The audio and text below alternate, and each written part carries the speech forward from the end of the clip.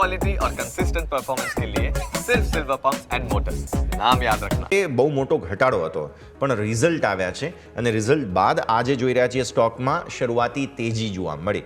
સો જે કોઈ પણ બ્રેકઆઉટ બતાવવાની કોશિશ સ્ટોક કરી રહ્યો છે, ગોડફ્રે ફિલિપ્સના નંબર્સ પર એક વાર નજર કરી લઈએ અહીંયાથી ખાસ તો નફો જે છે તે 48.7% વધ્યો છે.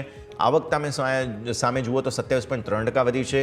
એમના માર્જિન્સ તમે નજર કરો તો અહીંયા એબિટા છે તે 57.6% વધ્યા અને માર્જિન પણ જે છે તે ખાસ 22.6% થઈ ગયા, કેમ કે કોઈ એક્સ્ટ્રા ટેક્સ પણ નથી લાગ્યો આ વખતે ટોબેકો પ્રોડક્ટ્સ પર, જેની પણ સીધી અસર ગોડફ્રે ફિલિપ્સને પરિણામોમાં જોવા મળી છે.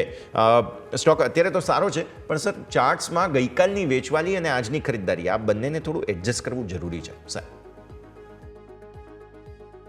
યસ, ગોડફ્રે ફિલિપ્સની વાત કરીએ તો ડેફિનેટલી રિઝલ્ટ ઘણા બધા સારા હતા અને સ્ટોકમાં આપણે જોઈએ તો છેલ્લા 6 મહિનામાં આપણને સારું એવું કરેક્શન જોવા મળ્યું, પરંતુ એની પહેલાં એક આપણને વન વે રેલી સ્ટોકમાં જોવા મળ્યું હતું. ઓલમોસ્ટ મલ્ટીબેગર રિટર્ન આ સ્ટોકમાં આપણને જોવા મળ્યા હતા અને પછી રિસન્ટલી આપણે જોયું છે કે જે બધા સ્ટોકમાં વન વે ઘણી બધી વન સાઇડ રેલી થયેલી છે અને થોડા વેલ્યુએશન અપર સાઇડ ઘણા બધા સ્ટોકમાં થઈ ગયા, તો ત્યાં આગળ વેલ્યુએશન કટ ઘણા બધા સ્ટોકમાં આપણને જોવા મળ્યું હતું અને ગોડફ્રે ફિલિપ્સમાં પણ એ રીતે આપણને એક કરેક્શન જોવા મળ્યું હતું અને ત્યાર પછી રિસન્ટ ટાઈમમાં એક આપણને સ્ટોકમાં ઉછાળો જોવા મળ્યો હતો નીચેના લેવલથી અને ત્યાર પછી આપણે છેલ્લા 4-5 ટ્રેડિંગ સેશનમાં વાત કરીએ તો ઉછાળા પછી એક કન્સોલિડેશન ઝોનમાં સ્ટોક ટ્રેડ થઈ રહ્યો છે, પરંતુ કન્સોલિડેશન ઝોન પણ થોડોક રિલેટિવલી એક લાર્જ ઝોન છે, જેમાં સ્ટોક નીચેમાં 4800 અને ઉપરમાં 5600ની વચ્ચે મોટા મૂવ આપી રહ્યો છે. ઓલમોસ્ટ જોઈએ તો રોજ